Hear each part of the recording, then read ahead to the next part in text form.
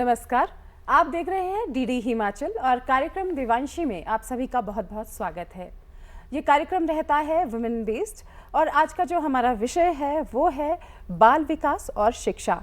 दर्शकों, बाल विकास और शिक्षा हमारे जीवन का एक बहुत ही अहम हिस्सा होते हैं। जिस तरह से एक नींव अच्छी डाली जाए तो इमारत बहुत ही मजबूत उभर कर सामने आती है, उसी तरह जीवन में भी अगर बचपन की नींव अच्छे से डली है तो बहुत ही एक अच्छा व्यक्तित्व, एक मजबूत व्यक्तित्व हम देखते हैं। आज की जो हमारी दिवांशी हैं वो बहुआयामी प्रतिभा की धनी हैं। वो एक राइटर हैं, वो एक टीचर हैं, वो एक ट्रेनर हैं, वो एक एंकर हैं। तो उनका वेलकम करते हैं। हमारे साथ हैं हमारी दिवांशी आंचल आर्या जी। आंचल, बहुत बहुत स्वागत है आपका स्टूडियोज में। आपका बहुत बहुत धन्यवाद और मैं आभार व्यक्त करना चाहूँगी आपका और दूरदर्शन टीम का, जिन्होंने मुझे ये सुनहरा अवसर दिया है आज यहाँ पे आने का और आप सभी का एक हिस्सा बनने का। बहुत बहुत धन्यवाद। You most welcome. आंचल, आप हमारे दर्शकों को अपने बारे में बताइए कि कहाँ की आप रहने वाली हैं, कहाँ कैसे आपकी शिक्षा दीक्षा रही और कौन कौन आपकी फैमिली में है। जी, तो मैं बताना चाहूँगी सभी दर्शकों को जो हमें देख रहे हैं आज कि मेरा पूरा नाम आंचल आर्या है और मैं शिमला शहर की ही रहने वाली हूँ और मेरी स्कूलिंग भी जो है वो यहीं से हुई है। सबसे पहले तो मैं सेक्रेड हार्ट कॉन्वेंट तारा हॉल से पढ़ी, जो अब लॉरेटो कॉन्वेंट के नाम से जाना जाता है। और उसके बाद फिर मैंने ग्रेजुएशन जो है वो सेंट बीट्स कॉलेज से की और फिर मैंने जो मास्टर्स है वो इंग्लिश में और जर्नलिज्म में हिमाचल प्रदेश यूनिवर्सिटी से की है। फिर मुझे ना लैंग्वेज सीखने का बहुत ज़्यादा शौक था पहले से ही, क्योंकि अगर हम भाषा सीखते हैं तो हमारा ज्ञान जो है और ज़्यादा बढ़ता है और जितनी ज़्यादा हम लैंग्वेज, कोई भी भाषा सीखेंगे तो हमें उसके कल्चर के बारे में पता चलेगा, हमें खान पान का तरीका लोगों के या उनका लाइफस्टाइल, रहने का तरीका, ये सब हमें पता चलता है अगर हम एक नई भाषा सीखते हैं। तो इसीलिए मैंने सोचा कि जर्मन लैंग्वेज पढ़ते हैं, तो मैंने हिमाचल प्रदेश यूनिवर्सिटी से जर्मन लैंग्वेज भी पढ़ी और मुझे 3 गोल्ड मेडल भी मिले उसमें। और फिर मेरा मन किया कि चलो इस भाषा को थोड़ा और गहराई से सीखा जाए, तो मैं दिल्ली जर्मन एम्बेसी गई, मैंने वहाँ से भी लेवल्स किए। पर फिर मेरा मन हमेशा शिमला की तरफ ही खिंचा चला जाता था कि मुझे शिमला ही जाना है। तो फिर उसके बाद फाइनली मैं शिमला आ गई और बच्चों के बाल विकास एवं शिक्षा के क्षेत्र में मैंने जो है वहीं पे कार्य किया और अब मैं वहीं पे ही अपना काम कर रही हूँ। और अगर मेरे परिवार के बारे में बात करें तो मेरे परिवार में मेरे माता पिता जी हैं जो दोनों ही एंटरप्रेन्योर्स हैं और एक होम स्टे रन करते हैं। और मैं अपने माता जी को भी एंटरप्रेन्योर कहूँगी और पिताजी को भी, क्योंकि वो साथ में ही जो है ये होम स्टे रन करते हैं टूरिज्म सेक्टर में। और मेरे एक बड़े भाई हैं और मेरे हस्बैंड जो हैं वो लॉयर हैं प्रोफेशन से और उनका परिवार। जी आंचल, अगर हम बात करते हैं बाल विकास, जो कि आज का हमारा विषय है, और शिक्षा की, तो ये बाल विकास आप क्या समझती हैं, क्या है बाल विकास और किस तरह से ये होना चाहिए? जी, आपने बहुत ही इम्पॉर्टेंट क्वेश्चन पूछा है और ये बहुत ज़्यादा ज़रूरी है आजकल शिक्षा के क्षेत्र में। तो अगर बात करें शिक्षा और बाल विकास की, तो ये दोनों चीज़ें जो है ना साथ में ही चलती हैं। शिक्षा जो है आप इसीलिए बच्चों को दे रहे हैं कि जिससे उनका बाल विकास हो, जैसे चाइल्ड डेवलपमेंट हो। अब इसमें कई ज़्यादा जो है महत्वपूर्ण तत्व आते हैं, एलिमेंट्स आते हैं। सबसे पहले हम बात करेंगे लैंग्वेज डेवलपमेंट की, कि जो बाल विकास है वो बच्चों का होना चाहिए लैंग्वेज पे पकड़, मतलब भाषा पे पकड़ होनी चाहिए कि जिससे वो अपने विचार, अपने ओपिनियंस, अपनी बात दूसरों तक पहुंचाए। अब आप देखें, जब बच्चा एक पैदा होता है तो वो रोना शुरू कर देता है, तो वो भी एक कम्युनिकेशन होती है, एक भाषा के जरिए वो बता रहा है अपनी तकलीफ या अपनी खुशी या जो भी है। तो हमें बच्चों को भाषा के क्षेत्र में हर चीज़ जो है सिखानी चाहिए, वो एक बाल विकास का ही हिस्सा है। और फिर हम बात करते हैं सोशल स्किल्स की। सोशल स्किल्स में कि आप एक दूसरे से सोशलाइज हो, आपको पता हो कि आपके दोस्त कौन है, उनकी कैसे मदद करनी चाहिए, वो भी बहुत ज़्यादा ज़रूरी है। तो शिक्षा में अगर हम सोशल स्किल्स पे काम करें तो उससे भी चाइल्ड डेवलपमेंट होता है, मतलब बाल विकास होता है।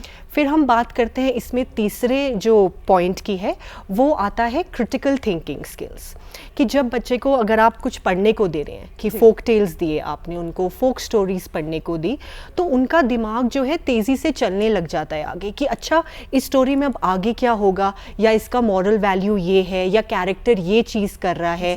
तो वो आउटकम्स जो है या क्वेश्चंस अपने से पूछने लग जाते हैं, एजम्पशंस करने लग जाते हैं। तो वो भी बहुत ज़्यादा ज़रूरी है बाल विकास के लिए।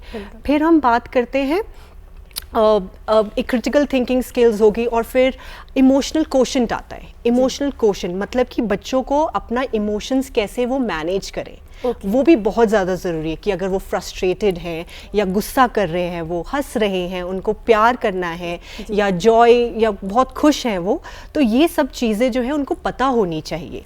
तो ये चीज़ भी हमारे बाल विकास में आती है। तो शिक्षा ऐसी हो कि उनके जो कैसे अपने इमोशंस को वो मैनेज करें, वो भी ज़रूरी है। फिर हम बात करेंगे प्रॉब्लम सॉल्विंग स्किल्स की। अब आप एक बच्चे को वो एक ब्लॉक गेम नहीं देते हैं हम, तो वो ब्लॉक्स के थ्रू एक टावर बनाते हैं, तो बार बार अगर वो टावर गिरता रहेगा, ब्लॉक्स गिरते रहेंगे, तो वो कोई और स्ट्रैटेजी अपनाएंगे उसमें कि अच्छा हमें ये स्ट्रैटेजी अपनानी चाहिए, और फिर ये टावर जो है ऐसे करके खड़ा होगा। तो बाल विकास में ये सब चीज़ें जो हैं बहुत ज़्यादा महत्वपूर्ण है।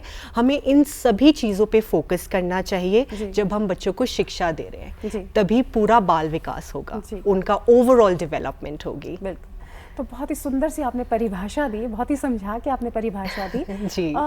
टीचिंग का प्रोफेशन ही क्यों आपने अपनाया? आपने इतना कुछ किया है, तो वो क्या चीज़ थी जो आपको खींच लाई कि हाँ आपने एक टीचर बनना है? जी, पहले तो मैं एक बात बताना चाहूँगी आपको कि ना ज़िंदगी बड़ी छोटी होती है, और ना हमारे इतने सारे डिज़ायर्स हैं, इतने सारे पैशन है कि मुझे ये भी करना है, ये भी करना है। और मैं लकीली बोलूँगी कि हिमाचल स्टेट में शिमला शहर एक ऐसी जगह है जहाँ पे मुझे सब कुछ करने का मौका मिला। हर एक अपॉर्चुनिटी अवेल करने का मुझे यहाँ पे रहते हुए मौका मिला। और ये मैं सभी दर्शकों को भी कहूँगी कि जो लोग सोचते हैं कि शिमला से बाहर जाके ही आपको चीज़ें मिलेंगी, तो ऐसा नहीं है। मैं एक लाइव एग्जाम्पल हूँ कि मैं सब कुछ यहाँ पे कर पा रही हूँ। मैं टीचर हूँ, मैं ट्रेनर हूँ, मैं एंकर भी हूँ, मैं राइटर भी हूँ, और साथ ही साथ एक कंसल्टेंट भी हूँ। तो अगर आप बात करें टीचिंग प्रोफेशन की, तो टीचिंग प्रोफेशन में आपको एक और इसमें बात बताऊँगी बहुत ज़रूरी, कि जर्मनी में जो टीचर्स हैं उनको सबसे ज़्यादा रेम्यूनरेशन पे किया जाता है। आप जानते हैं क्यों? क्योंकि वो दूसरे प्रोफेशंस को क्रिएट करते हैं। टीचर्स दूसरे प्रोफेशंस क्रिएट करते हैं। बहुत अच्छी बात की आपने। आज तक हम जैसे बात करते हैं राष्ट्र के निर्माण है, टीचर निर्माण करता है ना जी। और इसको एक दूसरे परिप्रेक्ष्य में समझे कि कितना अच्छा आपने हमारे दर्शकों को और हमें बताया। जी बिल्कुल। तो इसीलिए अगर डॉक्टर कोई बन रहा है, इंजीनियर कोई बन रहा है, तो वो टीचर ही बनाता है। और हम भी बचपन से यही देखते हैं कि टीचर्स एक हमारे रोल मॉडल हैं, वो हमारे मेंटोर हैं, हमारे गुरु हैं। हम उनके तरफ देखते हैं कि हमें भी उन्हीं की तरह बनना है। तो मुझे ये चीज़ बहुत पसंद आई। और एक उदाहरण मैं आपको और भी देना चाहूँगी कि मैंने टीचिंग प्रोफेशन ही क्यों चुना है। क्योंकि एक बारी मैं नॉर्मली क्लास में गई, क्योंकि हमने बस अभी बीएड कंप्लीट किया था, तो एज ट्रेनिंग हम लोग जाते। तो मैं वहाँ पे गई, बच्चों से मिली, और मैं उनसे बस बातें की थी। बस आधे घंटे की बात होगी और मैं क्लास से बाहर निकली। तो एक बच्ची मेरे पास आई, बहुत ही इनोसेंट सी प्यारी सी गवर्नमेंट स्कूल से, और उन्होंने मुझसे बस एक ही प्रश्न पूछा कि क्या मैम मैं आपकी तरह बन सकती हूँ? क्या मैं आपकी तरह बात कर सकती हूँ? क्या अगर मैं आपसे पढ़ूंगी क्या मैं आपकी तरह बन पाऊँगी? तो ये बात मुझे सच में मेरे दिल को छू गई कि अगर बच्चा आपकी तरफ ऐसे नज़रिए से देख रहा है, अगर आपको एज अ रोल मॉडल देख रहा है, आपको एडमायर कर रहा है, तो आपको कुछ सिखाना चाहिए उनको। और मुझे ना सच में बताऊं तो मुझे बच्चों के पास रहना, उनसे चीज़ें सीखना और सिखाना भी बेहद पसंद है। तो इसीलिए मैंने टीचिंग प्रोफेशन अपनाया, और मैं बहुत ज़्यादा खुश हूँ कि एक ये पूरा ना एक ट्रांसेंडेंस प्रोसेस होता है कि आप बच्चे को सिखा भी रहे हैं चीज़ें, आप उनसे सीख भी रहे हैं, तो ये पूरा साइकिल जो है वो चलता ही रहता है। तो मुझे तो बेहद पसंद है ये टीचिंग प्रोफेशन। जी, और आपने बहुत अच्छी बात की कि बच्चे ना सिर्फ हम उनको सिखाते हैं बल्कि वो हमें बहुत सिखाते हैं।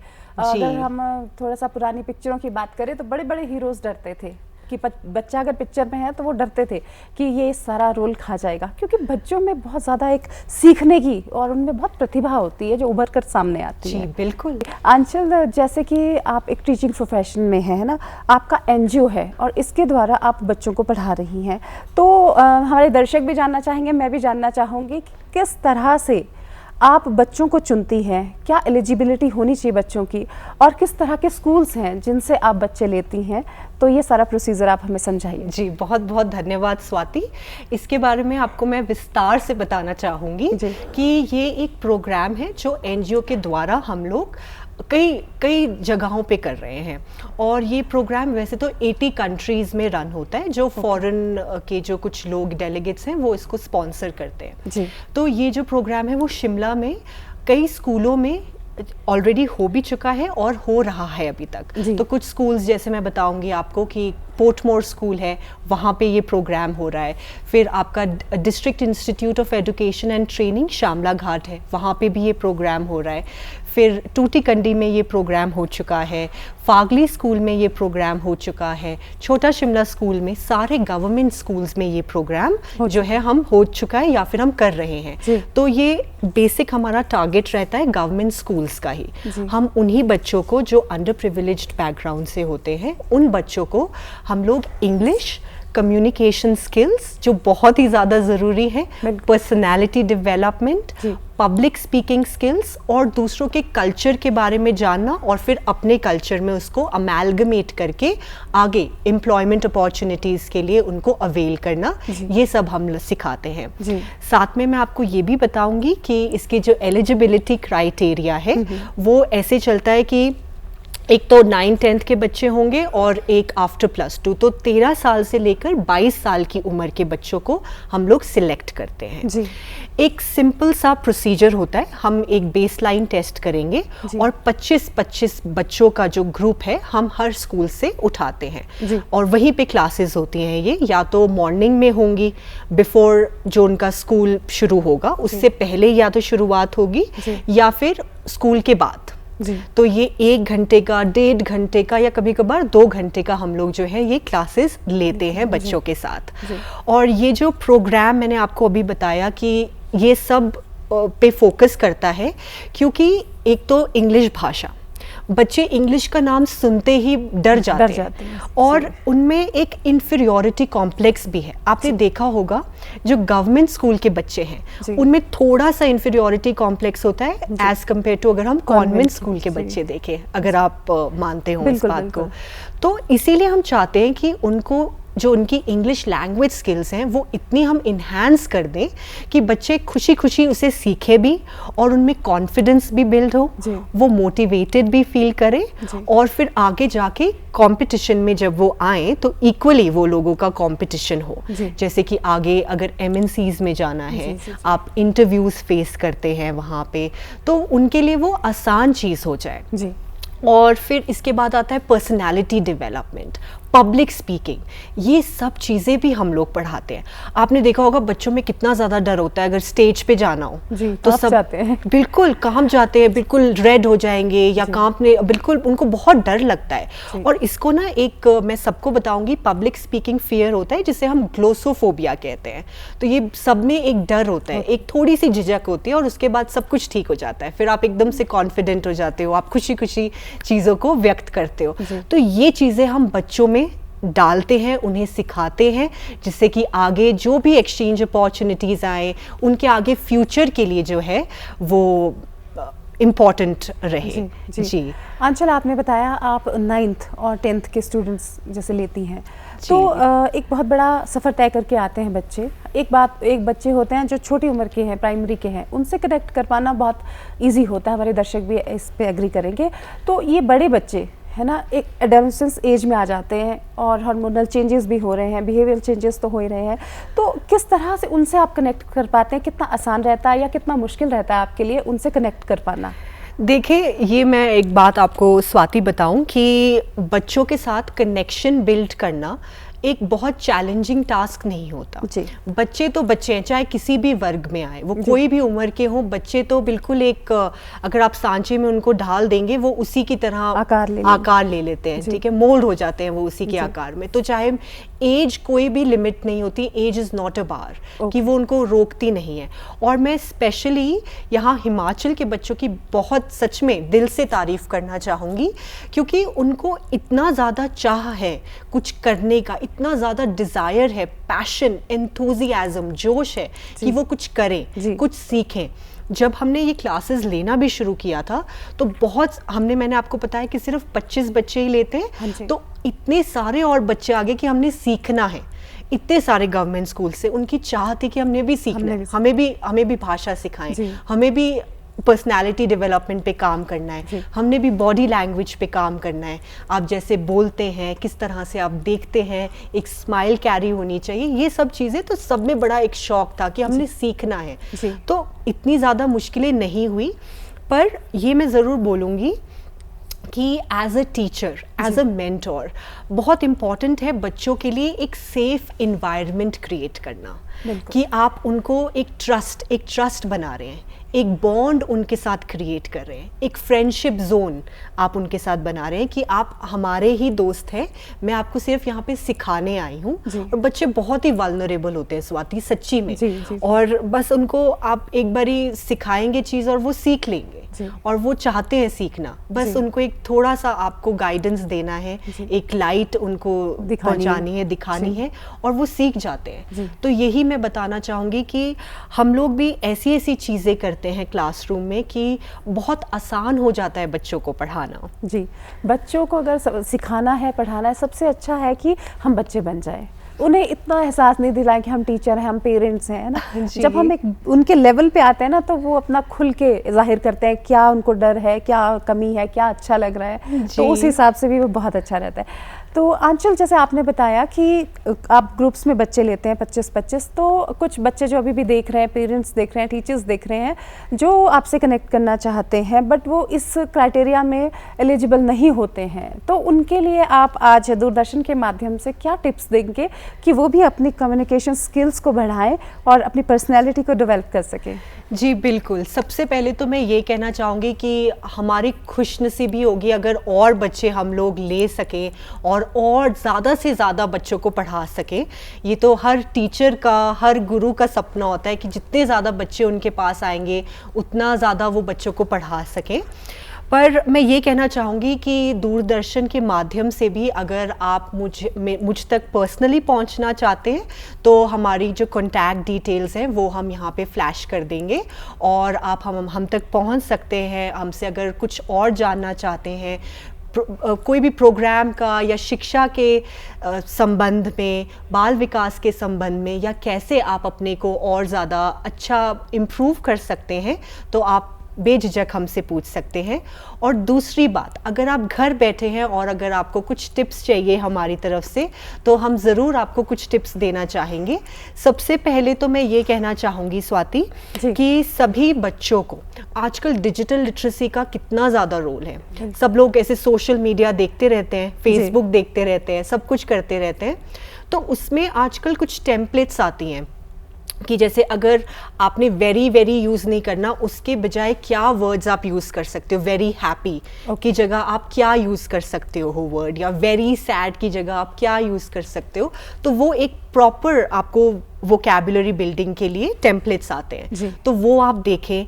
इंग्लिश ट्यूटोरियल्स हैं, वो भी चेकआउट करें, वो भी बहुत ज़्यादा मददगार होंगे। और अगर आपको कुछ झिझक है बोलने में, तो आपको क्या करना चाहिए, फ़ोन है, आप सभी के पास फ़ोन होते हैं, तो हम क्या कर सकते हैं उसमें एक तो अपनी वॉइस रिकॉर्ड करके फिर वॉइस को सुने कि देखें मेरे कहाँ कहाँ दिक्कत आ रही है, मैं कहाँ कहाँ मुझे लग रहा है कि मैं पॉजेज़ ले रही हूँ या मैं ठीक से नहीं बोल पा रही हूँ, तो वो आप फिर से यूज़ कर सकते हैं, फिर से आप वो ट्राई करते रहें। और मैं कहूँगी कि speaking in front of the mirror, मतलब आईने के सामने आप प्रैक्टिस करें, जितनी आप प्रैक्टिस कर सकते हैं करें। जैसे अभी मैं भी यहाँ पे आई हूँ तो मैं प्रैक्टिस करके आई हूँ शीशे के सामने, ये इम्पॉर्टेंट है। ये नहीं है कि हम अगर बहुत ज़्यादा बोलते हैं तो हमें बहुत अच्छा सब कुछ आता है, ऐसा नहीं है। सबको प्रैक्टिस करना पड़ता है, बिल्कुल करना पड़ता है। तो शीशे के सामने जितना हो सके बहुत सारा प्रैक्टिस करें।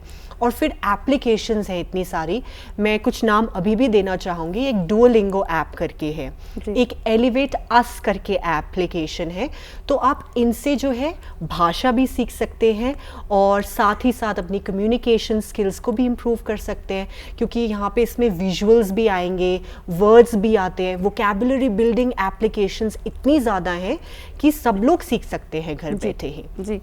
और उसी के साथ साथ एक कम्युनिटी सर्विस लर्निंग प्रोजेक्ट था जो ऑर्गेनिक फार्मिंग पे था, जो हमने हिमाचल में ही किया था फार्मर्स के साथ। तो हमारे बच्चों ने भी उसमें मिलकर फार्मर्स को ऑर्गेनिक फार्मिंग के बारे में पढ़ाया था कि ऑर्गेनिक फर्टिलाइजर्स कैसे यूज़ होते हैं हिमाचल में, क्योंकि आपको पता है हिमाचल तो सेबों से जाना जाता है। तो ये भी एक पेपर था जो हमने बनाया था, और कॉमिक्स के द्वारा भी कैसे पढ़ा सकते हैं आप बच्चों को जी।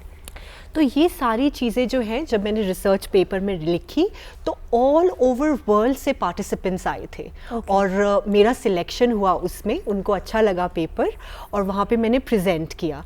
तो आपको एक बात बताती हूँ, बाहर लोगों को इतना पसंद आई ये चीज़ें और वो इतने इम्प्रेस हुए हमारे बच्चों से, क्योंकि अब देखें वहाँ तो सिर्फ बच्चे अंग्रेज़ी भाषा में ही बात करते हैं, पर यहाँ पे बच्चे देखें हिंदी भाषा, अंग्रेजी भाषा और साथ में जो उनकी लोकल लैंग्वेज है, बिल्कुल उनका लोकल डायलेक्ट, और साथ में एक और लैंग्वेज आप ऐड कर ले, तो हमारे बच्चे तो मतलब मल्टी टैलेंटेड हैं। तो वो इतने ज़्यादा इम्प्रेस हुए। और दूसरी बात मैं ये भी बताना चाहूँगी आपको कि हमारे कल्चर से भी वो बहुत ज़्यादा इम्प्रेस हुए, क्योंकि आपने देखा होगा यहाँ पे जो हमारा कल्चर से प्यार है, हमारी फैमिली से हमें प्यार है, वो बाहर नहीं देखने को मिलता जी। ये बहुत बड़ी बात है, ये बहुत ही बड़ी बात है। तो ये सब चीज़ें उनको बहुत ज़्यादा अच्छी लगी, बहुत उन्होंने इसके लिए तारीफ़ भी की। और फिर वहाँ से जो हमने चीज़ें सीखी, टीचिंग प्रैक्टिसेस, वो हम यहाँ पे इन बच्चों के साथ अपने करिकुलम में इनकलकेट करें। जैसे मैं आपको एग्जाम्पल भी देना चाहूँगी कि वहाँ पे बच्चों को कैसे पढ़ाते हैं। एक सिंपल सा सूदिंग सा सॉन्ग वो प्ले करेंगे क्लासरूम में, और बच्चे अपनी जो है ग्रुप डिस्कशंस करेंगे या टीम वर्क में काम करेंगे। और क्लासेस भी ऐसी शुरू होती हैं बिल्कुल आइस ब्रेकर्स के साथ। क्लासरूम को वो शुरू करते हैं।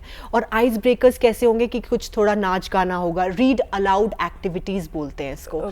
जैसे आपको याद होगा जब हम छोटे होते थे तो हमारे पेरेंट्स हमें बोलते थे अच्छा अच्छा आओ इधर आओ मेहमानों के सामने, और वो जो आज आपने पोम याद की वो सुनाए, और हम सुना देते थे। अगर मैं आज आपको बोलूँ कि वो वाली पोम सुनाओ तो आप सुना देंगे, क्योंकि आपको याद है।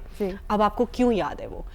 बिल्कुल, क्योंकि आपने वो रिपीट करी है, बार बार आपने उसको रिटरेट किया है, रिपीट किया है, रिसाइट किया है। तो हम वहाँ पे भी ऐसा ही है कि बच्चों को इस तरीके से सिखाएं कि जिससे उनको चीज़ें याद, हमेशा के लिए वो याद रख पाएं। तो हम अपनी क्लासरूम में भी यही चीज़ यूज़ कर रहे हैं कि इसी तरह से, इसी पैटर्न में हम बच्चों को सिखाएं, आइस ब्रेकर्स के थ्रू। और बाहर नेचर में ले जाते हैं वो उनको, और नेचर के अराउंड उनको बोलते हैं अच्छा अब ये पेड़ देखो, ये पत्ता देखो, अब इस पे एक पोम लिखो, या कुछ भी तुम्हारे दिमाग में आ रहा है वो चीज़ लिखो। तो आपने देखा होगा जब हम विजुअल्स देखते हैं और जब हम चीज़ों को माइन्यूटली ऑब्जर्व करना शुरू कर देते हैं तो हमारा दिमाग जो है ज़्यादा काम करता है, इमेजिनेशन बिल्कुल। और इसी को बाल विकास कहते हैं जी। क्रिटिकल थिंकिंग स्किल्स इसमें आ जाती हैं, प्रॉब्लम सॉल्विंग स्किल्स इसमें आ जाती हैं, लैंग्वेज आपकी वैसे ही इन्हांस हो रही है। यही तो बाल विकास है। तो और बच्चे, सबसे बड़ी बात क्या है कि बच्चे स्ट्रेस फ्री और बिना बर्डन के चीज़ को, नई चीज़ को सीख रहे हैं, और वही हमारा अल्टीमेट एम भी है। जी बहुत अच्छी आपने बात की। पुराने ज़माने में भी राजाओं महाराजाओं की भी अगर हम बात करें ना तो वहाँ पे पंचतंत्र की कहानियाँ सुनाई जाती थी, क्योंकि बच्चे उसमें खो जाते थे और वो फिर सोचते थे कि अच्छा अब क्या होगा, कैसे इसका उपाय मिलेगा। तो वही सब कहीं ना कहीं आप कह रही हैं, और प्रकृति से संपर्क तो खैर बहुत ही अच्छी बात है। बिल्कुल। तो आंचल जी आज आप स्टूडियोज़ में आए और इतना अच्छा, इतना वाइब्रेंटली आपने ये प्रोग्राम में पार्टिसिपेट किया, उसके लिए बहुत बहुत थैंक्स। और हमारे दर्शक ज़रूर लाभान्वित हुए होंगे और आगे भी होंगे। तो आज के हमारे दिवांशी कार्यक्रम में फ़िलहाल बस इतना ही, हम फिर मिलेंगे। नमस्कार। Thank you Swati, thank you.